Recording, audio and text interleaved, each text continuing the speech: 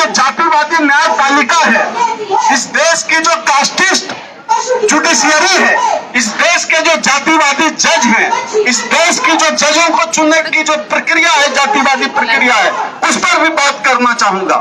उस पर बात करना इसलिए जरूरी है क्योंकि इस देश के जातिवादी न्याय व्यवस्था के खिलाफ हमारे संगठन ने सबसे बड़ा आंदोलन करने का काम किया है। पूरे भारत के इतिहास में आज तक किसी की हिम्मत नहीं हुई कि जुडिशियरी के खिलाफ बोल दे, और परिसंघ के मंच से आज इसलिए भी बोला जा रहा है क्योंकि जब हम न्यायपालिका की भी आलोचना करते हैं तो हम संवैधानिक दायरे में रहकर बात करते हैं। जब हम किसी न्यायाधीश की भी आलोचना करते हैं तो हमारे पास पर्याप्त मात्रा में तर्क होता है कि हम उसको जातिवादी क्यों कह रहे हैं, जातिवादी क्यों कह रहे हैं हम इस जुडिशियरी को। आप देख लीजिए, इस देश में सबसे अधिक किस जाति के लोग जेल में बंद हैं, देख लीजिए। क्या किस आदमी ने नहीं देखा कि जज के सामने जो पेशकार है घूस लेता है? किस आदमी ने नहीं देखा है? जिस देश की जुडिशियरी इतनी बेईमान हो, जिस देश की जुडिशियरी में दलितों का प्रतिनिधित्व, आदिवासियों का प्रतिनिधित्व, पिछड़ों का प्रतिनिधित्व लगभग जीरो हो, उस देश में आप न्यायपालिका से न्याय की उम्मीद करते हैं तो आप बहुत बड़े बेवकूफ हैं। इस देश की न्यायपालिका जातिवादी और बेईमान है। आरक्षण के खिलाफ जब फैसला देना होता है तो रात को भी कोर्ट खुल जाता है जब आरक्षण के खिलाफ फैसला देने की बात हो, और जब आरक्षण बचाने की बात हो, जब आरक्षण के संदर्भ की बात हो तो न्यायपालिका को चुप्पी छा जाती है। साथियों, संघर्ष इस देश के दलितों, पिछड़ों, आदिवासियों की नियति है। संघर्ष हमारी नियति है। संघर्ष हमारी नियति इसलिए भी है क्योंकि हमने इस देश में पानी पीने का अधिकार भी लड़कर हासिल किया है, क्योंकि हम उस बाबा साहब डॉक्टर अंबेडकर की औलाद हैं। हम उस बाबा साहब डॉक्टर अंबेडकर को मानने वाले लोग हैं। हम उस बाबा साहब डॉक्टर अंबेडकर की संतान हैं जिन्होंने पढ़ाई भी इतने संघर्ष से किया कि उनको स्कूल में बैठने नहीं दिया जाता था, स्कूल से बाहर बिठाया जाता था, पानी पीने का अधिकार नहीं था। साथियों, हम उस माता सावित्रीबाई फुले के बच्चे हैं जो जब लड़कियों को पढ़ाने जाती थी तो उस दौर में उनके ऊपर गोबर फेंक दिया जाता था। तो हमने तो सब कुछ संघर्ष से हासिल किया है।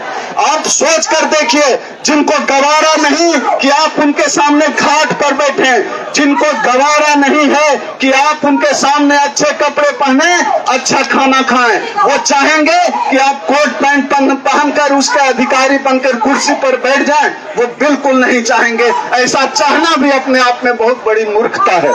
साथियों, हम सब लोगों को यथास्थिति समझनी होगी। हम लोगों को समझना होगा कि आज तक हमने जो भी हासिल किया संघर्ष से हासिल किया, और आगे जो भी हासिल होगा वो संघर्ष से हासिल होगा।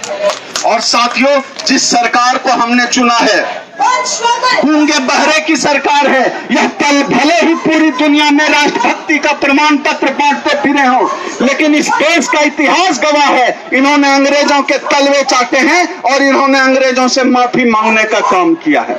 ये लोग आज देशभक्ति का प्रमाण पत्र दे रहे हैं लोगों को।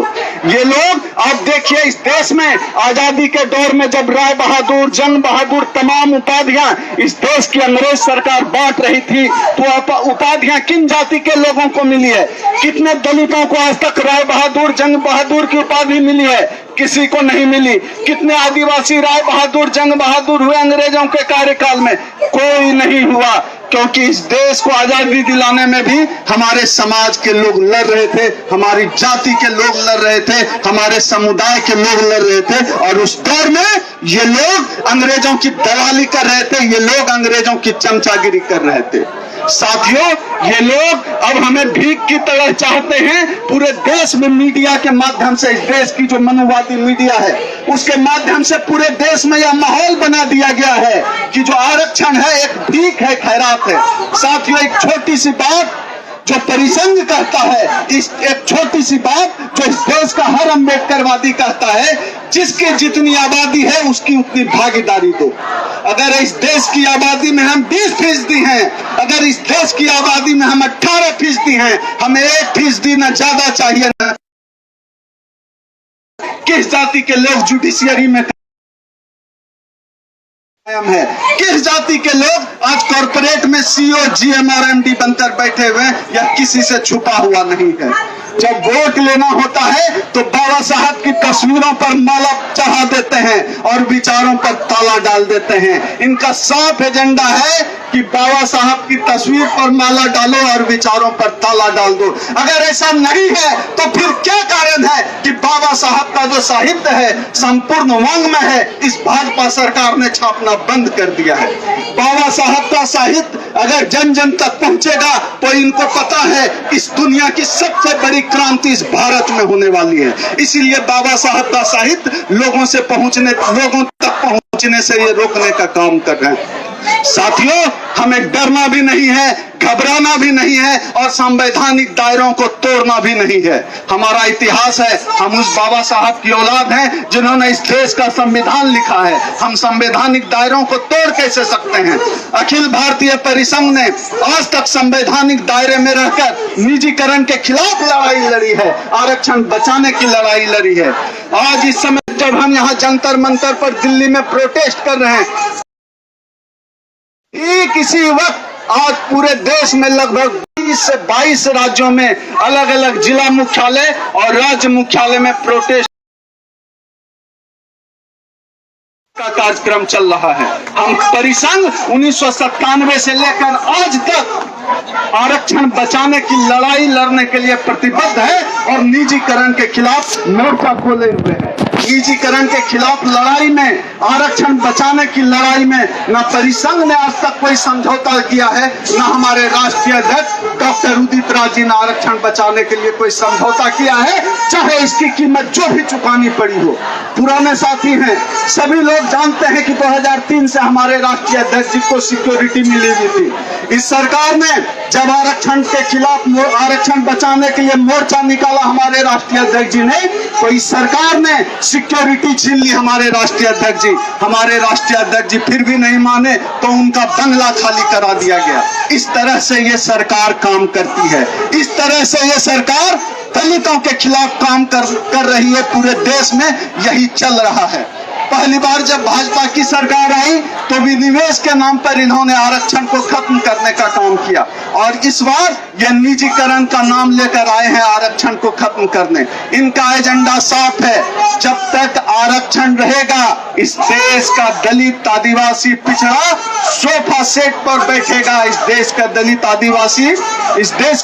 आदिवासी कोट पैंट पहनेगा, पैर पर पैर चढ़ाकर बैठेगा। यह बात हमारा समाज भले नहीं समझता हो, लेकिन इस बात को वह समाज जरूर समझता है जो आरक्षण का दुश्मन है और हमारा दुश्मन है। उनको पता है कि इनको सब कुछ आरक्षण से हासिल हुआ है, चाहे हमारे अंदर का विचार हो, चाहे हमारे शरीर का कपड़ा हो, चाहे हमारे थाली का खाना हो, सब कुछ हमें आरक्षण से हासिल हुआ है। ये लोग उनको खत्म करने के लिए आतुर हैं। हमारे बीच सेंट्रल इलेक्ट्रॉनिक्स लिमिटेड के साथी हरकिशन भारती जी, PS दीपक जी आए हुए हैं। लगातार ये साथी कई महीनों से बैठे हुए धरना पर, इस सरकार को कोई असर नहीं पड़ता। आज वो आए हुए हैं हमारे धरना में शामिल होने। हम भी पिछले दिनों इनके प्लांट पर गए थे, राष्ट्रीय अध्यक्ष जी भी एक बार गए थे, हम भी इस बार गए थे। पूरे देश में कमोबेश यही हालत है। रेलवे का किराया बढ़ा दिया गया और रेलवे में सुविधाएं जीरो कर दी गई। जो लोग रेलवे में सफर करते हैं उनको पता है क्या हालत कर दी है रेलवे की। विश्वविद्यालय में शिक्षक नहीं है। आज तक तो इस देश में एक सुई और बटन नहीं बना है और क्रेडिट लेते हैं कि ये विश्व गुरु है। काहे का विश्व गुरु? जिस देश में दलितों को जीने का हक नहीं है, जिस देश में आदिवासी अगर अधिकार की बात करे नक्सली कहकर जेल में बंद कर देते हैं, जिस देश में मुसलमान अपने हक अधिकार की बात करे उसके ऊपर देशद्रोह की धारा लगा देते हैं, आतंकवादी बता देते हैं और उस देश को विश्व गुरु कहते हैं। जिस देश में सभी लोगों को एक समान जीने का अधिकार नहीं हो, जिस देश में सबको समता का अधिकार नहीं हो, जिस देश में सबको न्याय बराबरी से नहीं मिले, वह देश काहे का विश्व गुरु? विश्व गुरु यह देश सही मायने में तब बनेगा जब यह देश समता मूलक समाज बनेगा, जब इस देश के दलितों, पिछड़ों, आदिवासियों को बराबरी का अधिकार मिलेगा। कितनी मामूली सी मांग हम करते हैं कि हमें समान इंसान मानो। इस देश का दलित, पिछड़ा, आदिवासी, अल्पसंख्यक, महिलाएं, वो सब भी सामान्य इंसान है, उनको समान मानो। उनको इस देश की जो संपत्ति है, इस देश की जो संसाधन है, आबादी के हिसाब से भागीदारी दे दो। इस देश की जो जुडिशियरी है वो हमें आबादी के हिसाब से हमारी भागीदारी दे दो। एक छोटी सी मांग ये लोग नहीं समझते हैं, क्योंकि ये लोग मनुस्मृति को मानने वाले हैं। साथियों, इसी के साथ मैं अपनी बात समाप्त करता हूं और हम लोग लड़ेंगे, लड़ने के अलावा कोई चारा नहीं है, कोई चारा नहीं है। आप सभी साथियों को एक बार फिर मेरी तरफ से जय परिसंघ, जय डॉक्टर उदित राज क्रांति।